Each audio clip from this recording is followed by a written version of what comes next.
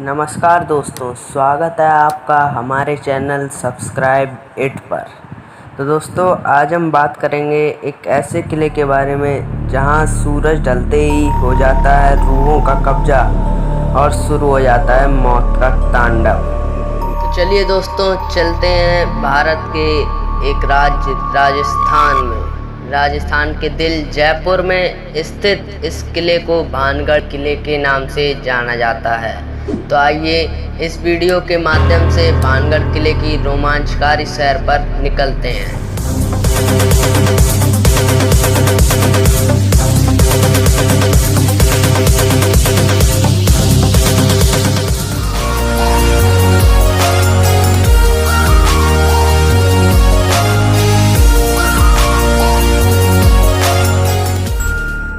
भानगढ़ किला एक शानदार अतीत के आगोश में भानगढ़ किला 17वीं शताब्दी में बनवाया गया था। इस किले का निर्माण मान सिंह के छोटे भाई राजा माधव सिंह ने करवाया था। राजा माधव सिंह उस समय अकबर की सेना में जनरल के पद पर तैनात थे। उस समय भानगढ़ की संख्या तकरीबन 10,000 थी। भानगढ़ अलवार जिले में स्थित एक शानदार किला है जो कि बहुत ही विशाल आकार में तैयार किया गया है। चारों तरफ से पहाड़ों से घिरे इस किले में बेहतरीन शिल्प कलाओं का प्रयोग किया गया है। इसके अलावा इस किले में भगवान शिव, हनुमान आदि की बेहतरीन और अति प्राचीन मंदिर विद्यमान हैं। इस किले में कुल 5 द्वार हैं और साथ साथ एक मुख्य द्वार है। इस किले में दृढ़ और मजबूत पत्थरों का प्रयोग किया गया है जो अति प्राचीन काल से अपने यथास्थिति में पड़े हुए हैं। भानगढ़ किले जो देखने में जितना शानदार है उसका अतीत उतना ही भयानक है।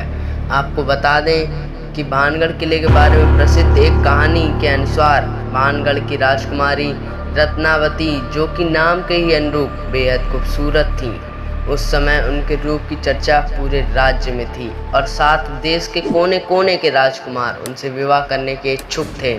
उस समय उनकी उम्र महज 18 वर्ष ही थी और उनका यौवन उनके रूप में और निखार ला चुका था। उस समय कई राज्यों से उनके लिए विवाह के प्रस्ताव आ रहे थे। उसी दौरान वो एक बार किले से अपनी सखियों के साथ बाजार में निकली थी। राजकुमारी रत्नावती एक इत्र की दुकान पर पहुंची और वो इत्रों को हाथ में लेकर उसकी खुशबू ले रही थी। उसी समय उसी दुकान पे कुछ ही दूर एक सिंगिया नामक व्यक्ति खड़ा होकर उन्हें बहुत ही गौर से देख रहा था। सिंगिया उसी राज्य में रहता था और वो काली जादू का महारथी था। ऐसा बताया जाता है कि वो राजकुमारी के रूप का दीवाना था और उनसे प्रगाढ़ प्रेम करता था।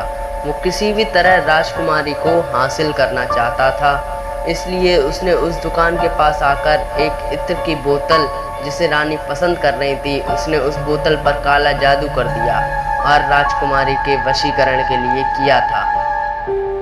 क्या हुआ राजकुमारी रत्नावती के साथ? राजकुमारी रत्नावती ने उस इत्र की बोतल को उठाया, लेकिन उसे वहीं पास के एक पत्थर पर पटक दिया।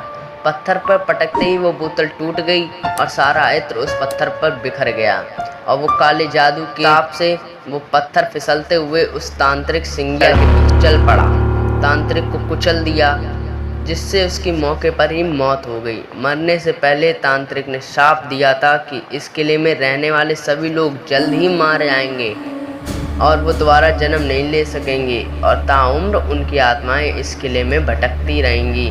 उस तांत्रिक की मौत के कुछ दिनों के बाद ही भानगढ़ और अजबगढ़ के बीच युद्ध हुआ, जिसमें किले में रहने वाले सारे लोग मारे गए। यहाँ तक कि राजकुमारी रत्नावती भी उस शाप से नहीं बच सकी और उनकी भी मौत हो गई। एक ही किले में एक साथ इतने बड़े कत्लेआम के बाद वहाँ मौत की चीखें गूंज गईं और आज भी उस किले में उनके रूहें घूमती हैं। किले में सूर्यास्त के बाद प्रवेश निषेध है। फिलहाल इस किले की देखरेख भारत सरकार द्वारा की जाती है। किले के चारों तरफ archaeological survey of India ASI की टीम मौजूद रहती है। ASI ने सख्त हिदायत दे रखा है कि सूर्यास्त के बाद इस इलाके किसी भी व्यक्ति के रुकने के लिए मनाही है। इस किले में जो भी सूर्यास्त के बाद गया है वो कभी भी वापस नहीं आया। कई बार लोगों को रूहों ने परेशान किया है और कुछ लोगों को अपनी जान से हाथ धोना पड़ा। किले में रूहों का कब्जा। इस किले में कत्लेआम किए गए लोगों को रूहें आज भी भटकती हैं। कई बार इस समस्या से रूबरू हुआ गया है। एक बार भारतीय सरकार ने अर्धसैनिक बलों की एक टुकड़ी यहाँ लगाई थी ताकि इस बात की सच्चाई को जाना जा सके, लेकिन वो भी असफल रही। कई सैनिकों ने रूहों की इस इलाके में होने की पुष्टि की थी। इस किले में आज भी जब आप अकेले होंगे तो तलवारों की टंकार और लोगों की चीख को महसूस कर सकते हैं। इसके अलावा इस किले भीतर कमरों में महिलाओं के रोने या फिर चूड़ियों के खनकने की भी आवाज़ आप सुनी जा सकती है।